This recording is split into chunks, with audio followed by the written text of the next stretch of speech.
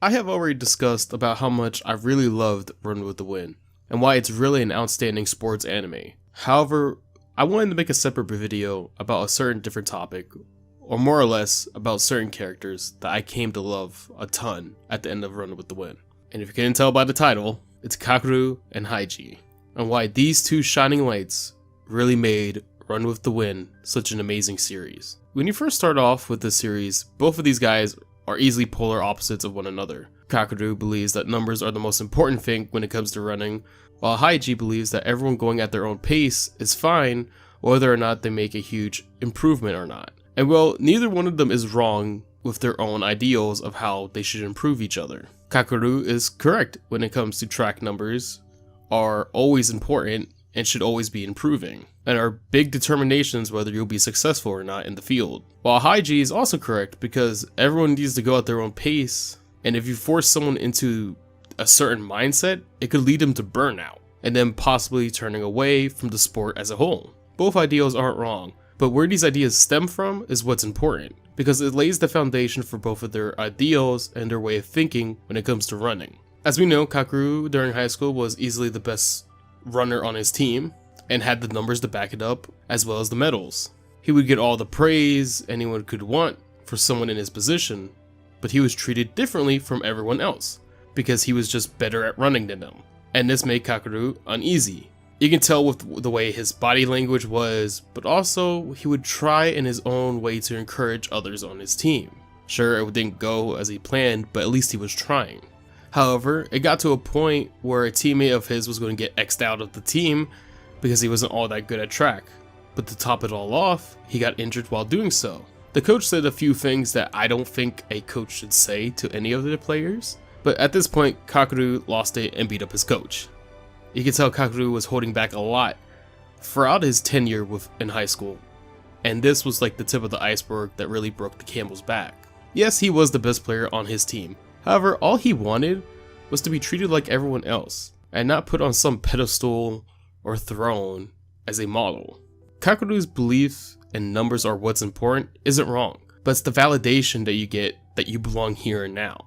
At first he may seem standoffish with his ideals, but deep down he wants what's best for his teammates, and he would fight tooth and nail for them, and just wants everyone on an equal playing field. Then there's Haiji, a more laid back way of approaching things. Haiji's foundation also starts back in high school, where his track team was one of the better ones, and numbers were the most important thing. So much so that Haiji pushed himself too far, that in turn caused him to get injured. Haiji at this point suffered burnout from pushing himself past his own limits, but also was pushing himself for something as small as a number on a watch. It takes some time, but soon he realizes he does love running, and wants to make it a team in college, which he does. And man, does he know how to lead a team. However, he's going to lead them in a way that won't cause any harm or them turning around and start to hate running as a whole, because he doesn't want anyone to end up in the position he was in. He doesn't want anyone to feel the way that he did when he suffered his burnout. Now, it's somewhat hard to believe that both of these guys were able to coexist as leaders of the team because of their ideals, being on both ends of the spectrum. However, once they, and by they I mean Kakeru, are able to see each other eye to eye, is when the team moves to the next level. But what this video is all about is the hope that these two establish to the others. Both probably don't even know it, but both are very well respected by their peers because of how special they are. Both are shining examples of what hard work can do, and it's the sort of passion that rubs off on others. Kakeru is the fastest on his team, and since he's always the fastest, his back is always what his teammates see, and it's that back that gives everyone hope, and it's also the back everyone wants to catch up to. They know how hard he had to work and how much he's had to go through in order to lead them in that way, but they don't want him to go too far ahead to a point where it's out of reach, because if it gets too far to reach, they know they won't have a chance of catching up to him, no matter how hard they try. They also want to be able to run side by side with him without slowing him down. They want to show him they are able to keep up with him and are worth being his teammates. Kakeru's back is what motivates everyone to put their best foot forward each and every single time they go out there and run. Then Haiji is the one who radiates positive energy out into the world.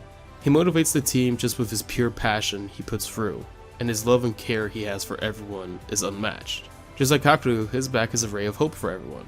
He showed everyone no matter what challenges may stand in your way, you can overcome them with the right motivation, people, and support. However, the person that looks up to him the most is probably Kakeru. Haiji was able to guide him back on a path on why he enjoyed running and what it means to run. Haiji never judged him and always had his back for all the tough times that he had while trying to get adjusted to the new people and environment. He showed Kakeru what it means to be a leader, a friend, but more importantly to be a runner. These two are a dime in a dozen. Both are pillars to their teams and are some of the best leaders anyone could hope to have on their team. They are what makes Run with the Wind such an amazing watching experience. And I hope everyone loves them as much as I did. This is the end of the video, and I hope you all enjoyed it. I hope you all have a great and safe rest of your day. And until the next video, I will talk to you all later.